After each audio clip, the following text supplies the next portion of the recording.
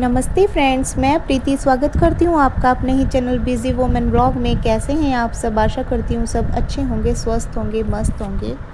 Friends, ये है Friday का ब्लॉग और सुबह के बजे हैं अभी 5:20 हो रहे हैं। 5 बजे मैं उठी थी और बाकी सुबह का रूटीन करने के बाद झाड़ू हो गया, नहाना हो गया, पूजा वगैरह के बाद मैं आ गई हूँ अब किचन में। अभी पोछा नहीं लगा है, क्लीनिंग नहीं हुई है, बस मैं किचन में आ गई थी और यहाँ पे मैं बना रही हूँ आज भिंडी की सब्ज़ी।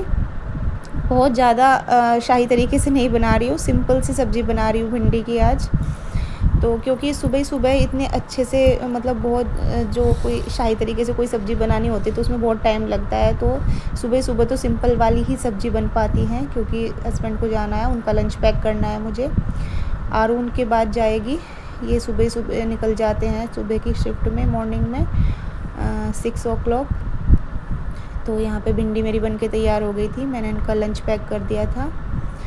और इसके बाद आरू भी जा चुकी थी, उसका मैंने कुछ शूट नहीं किया। और इसके बाद मेरी सारी क्लीनिंग हो गई थी, जो मतलब नॉर्मल वाली क्लीनिंग होती है, इस वाले रूम की कर दी थी। बाकी दूसरे रूम की बाद में करूँगी। एक रूम को बिल्कुल क्लीन कर दिया था। और उसके बाद आ गया था कूड़े वाला, तो कूड़ा डाल के मैंने इसको, जो डस्टबिन है, इसको धो के सुखा दिया था और इसमें नए वाला गार्बेज बैग लगा दिया था।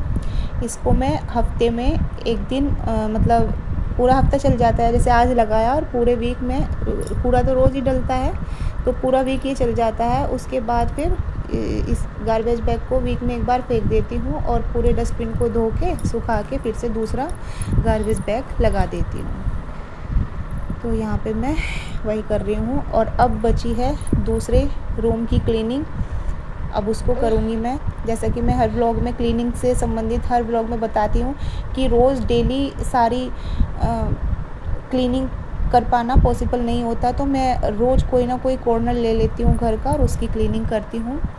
तो आज भी मैं दूसरे वाले रूम की एक रैक है, उसको मुझे क्लीन करना है।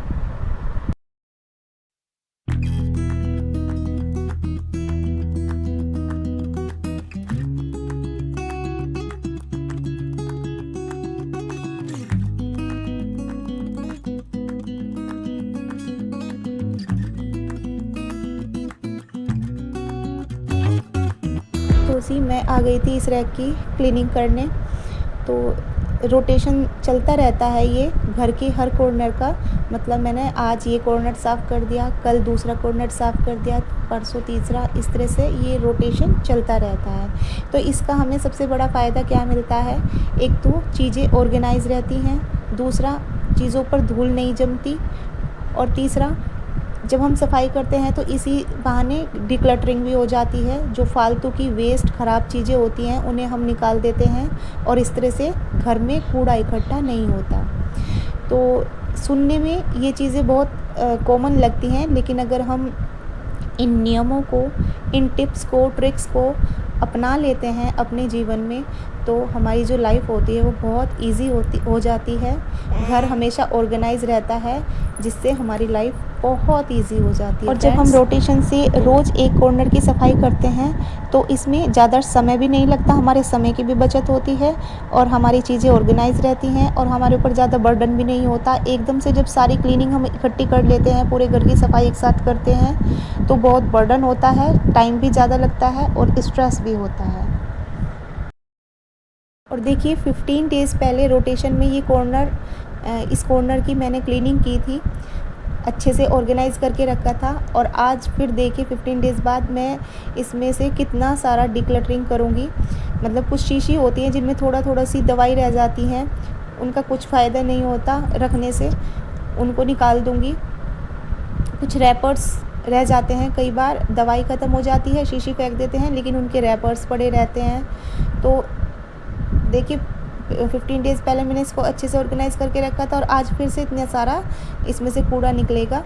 तो अगर हम इनको ना छेड़ें, ना करें महीनों तक, तो सोचिए कितनी सारी गंदगी जमा हो जाएगी, कितना सारा कूड़ा इकट्ठा हो जाएगा। तो इस तरह से रोटेशन में करने से बहुत फ़ायदा होता है।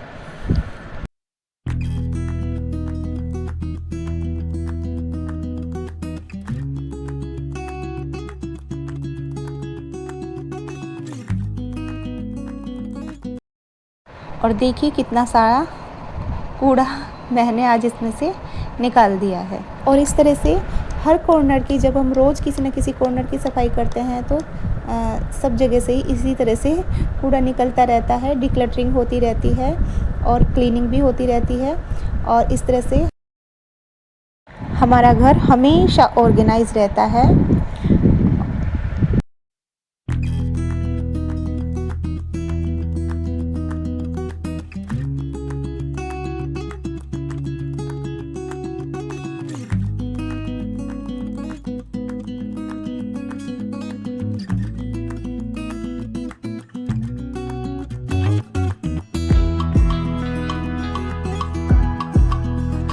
तो इसके बाद कपड़े सारे सूख गए थे तो मैंने सारे कपड़े उतार लिए। और अब मैं जो देखिए कितने सारे कपड़े हैं। एक्चुअली क्या होता है, गर्मियों में सभी 2-2 बार शावर लेते हैं तो कपड़े भी ज़्यादा हो जाते हैं, क्योंकि एक बार निकाल के कपड़ों को दोबारा पहनने का मन नहीं करता, इसलिए बहुत सारे इकट्ठे हो जाते हैं।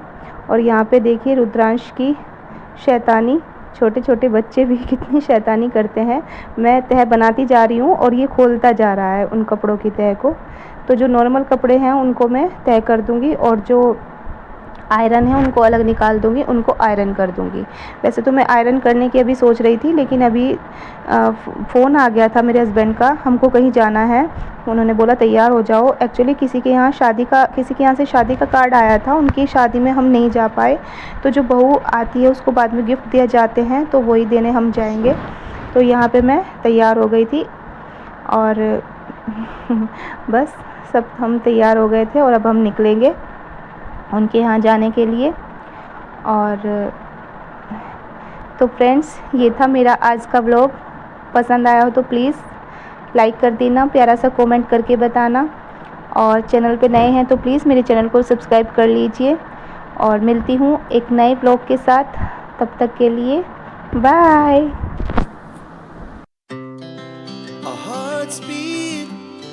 To the city streets, we began to feel the fire. We rise like tall buildings as the chemicals they take